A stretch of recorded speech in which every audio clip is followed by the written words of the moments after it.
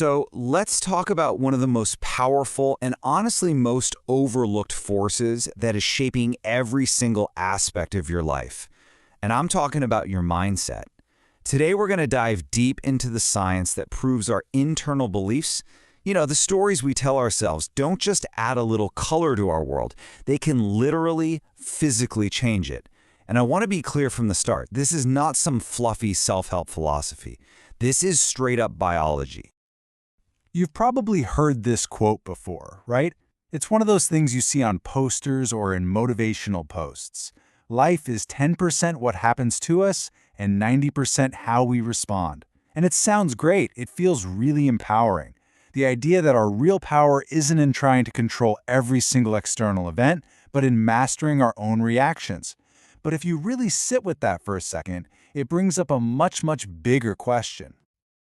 I mean, if our response is 90% of the entire game, what is it that actually drives that response? What's the invisible force that makes one person see a challenge as a giant, insurmountable wall, while another person sees the exact same challenge as a doorway to something new? What is it that makes one person completely shut down after a setback, while another person gets curious, leans in, and decides to try again? Well, the answer is the hidden engine, the operating system that runs our entire experience of reality. It's your mindset. That's the whole thing. It is the silent architect of your reality. It's the lens that filters every single thing that happens to you, every success, every failure, every conversation. And as we're about to see, this mindset, this collection of beliefs, doesn't just shape your thoughts and feelings. It directly gets in there and rewires your biology in ways that science is only now, finally, beginning to fully understand.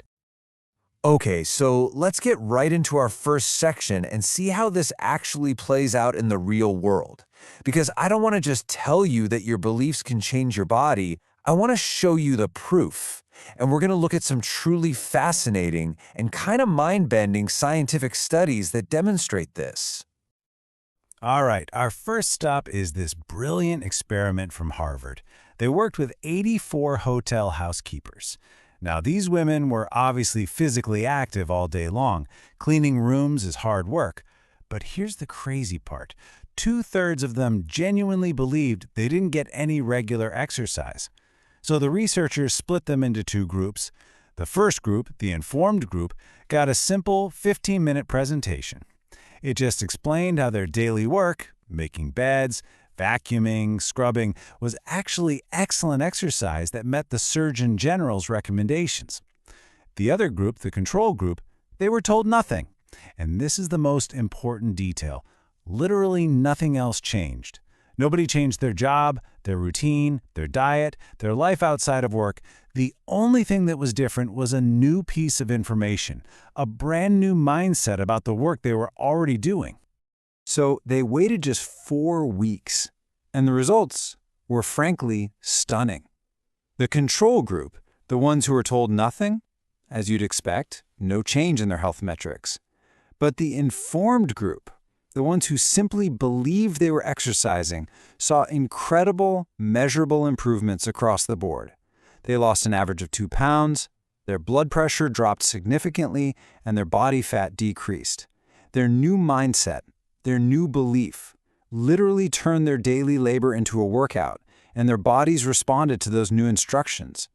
This just goes to show that our perception isn't just a passive filter, it's an active command that we give to our own biology.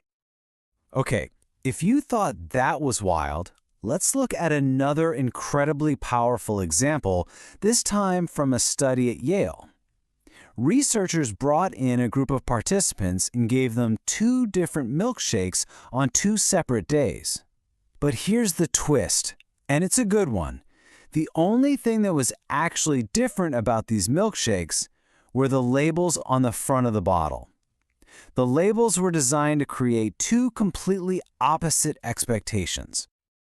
So on one day, they got a milkshake with a label that screamed indulgent. It was called Decadence You Deserve and was listed as having 620 calories.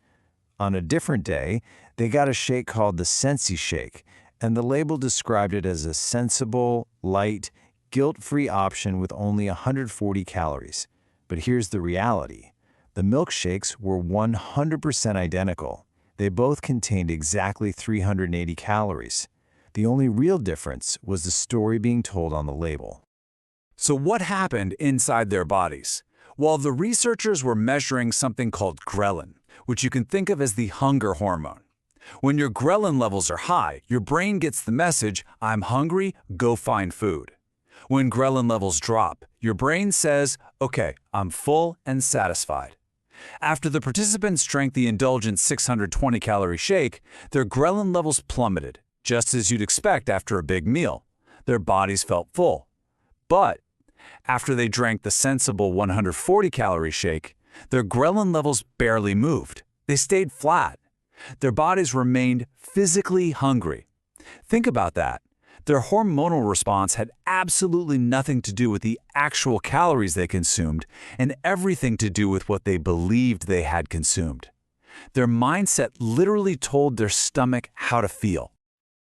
These studies are they're amazing, but they raise a huge question, right?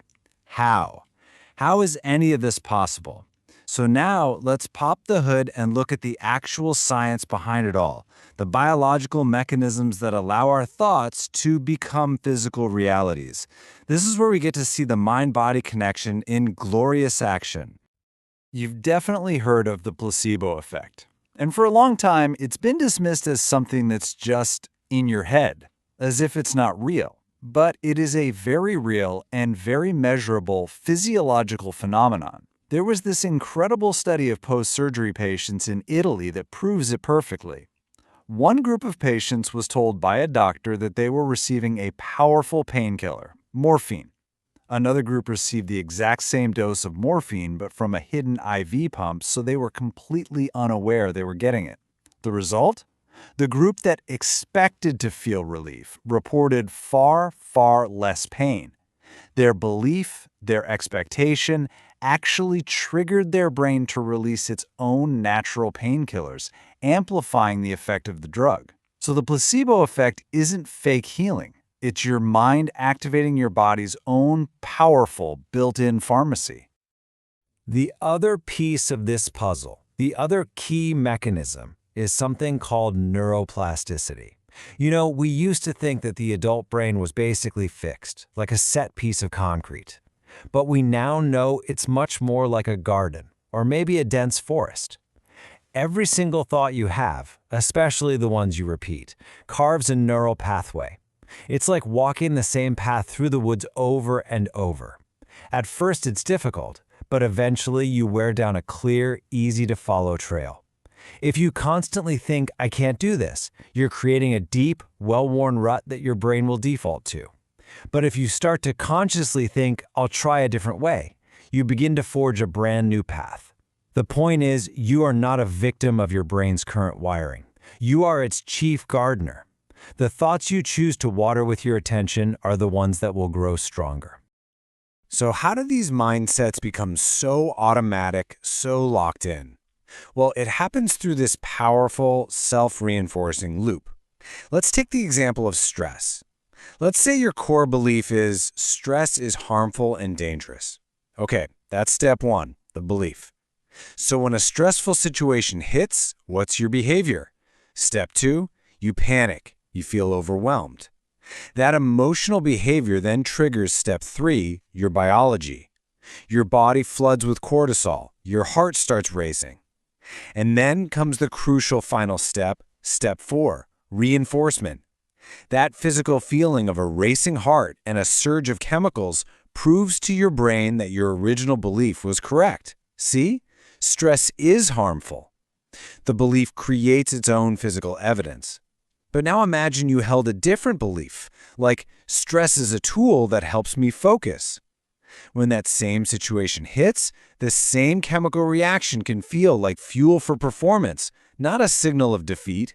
Same biology, different belief, totally different outcome. This idea of our beliefs shaping our reality leads us directly to the groundbreaking work of Stanford psychologist Dr. Carol Dweck. She spent decades researching this, and she managed to distill all these complex ideas into two fundamental mindsets that pretty much shape our entire approach to life, to work, to relationships. And the one you tend to live in can define your entire trajectory. So on one side, you have the fixed mindset. This is the core belief that your qualities, things like your intelligence, your talents, your personality, are basically static, carved-in stone traits. You have a certain amount, and that's that.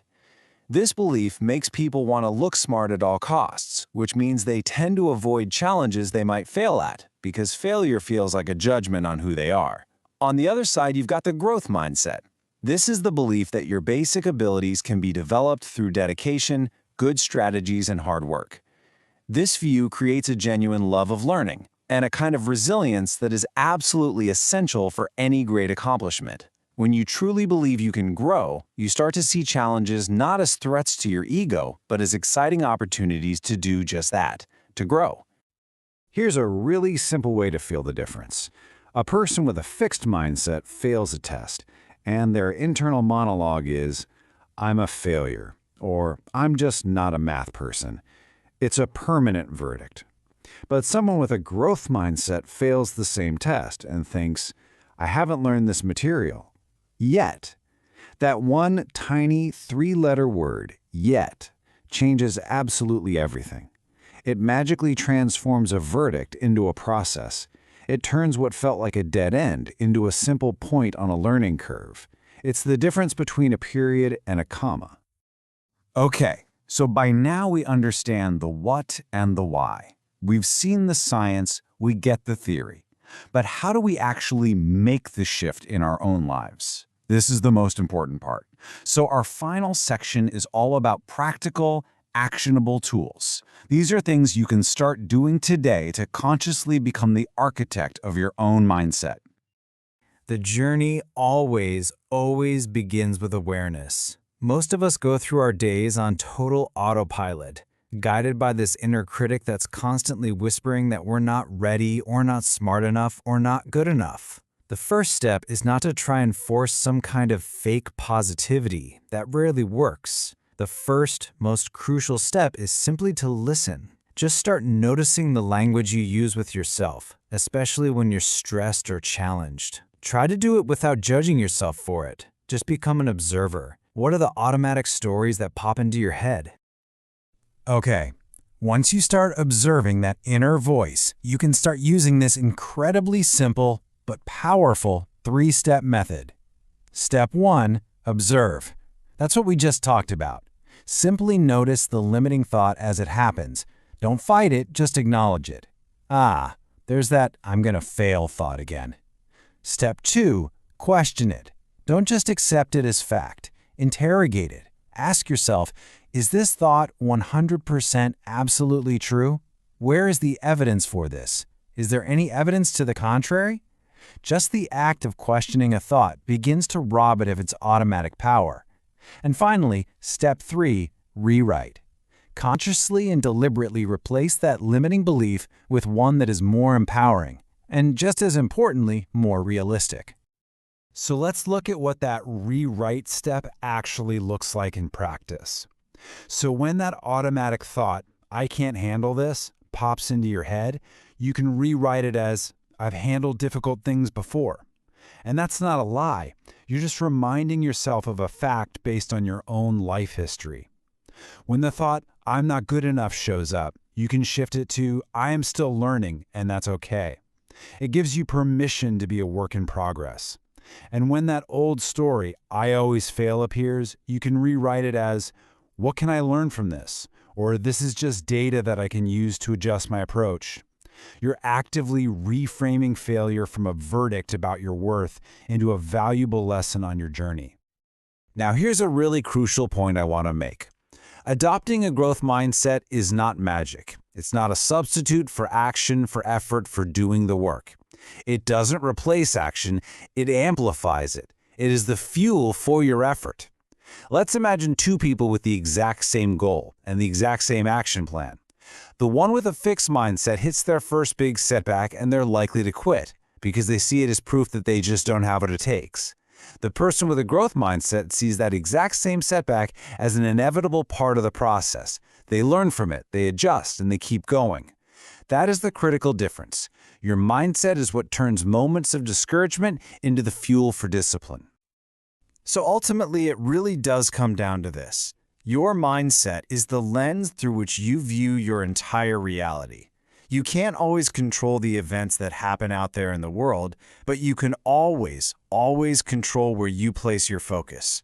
You can choose to zoom in on the problems, the setbacks, the reasons it won't work. Or you can choose to widen the view to see the possibilities, the lessons, the opportunities for growth. So knowing that your focus literally shapes your physical and emotional reality, the only question left is, what will you choose to focus on today?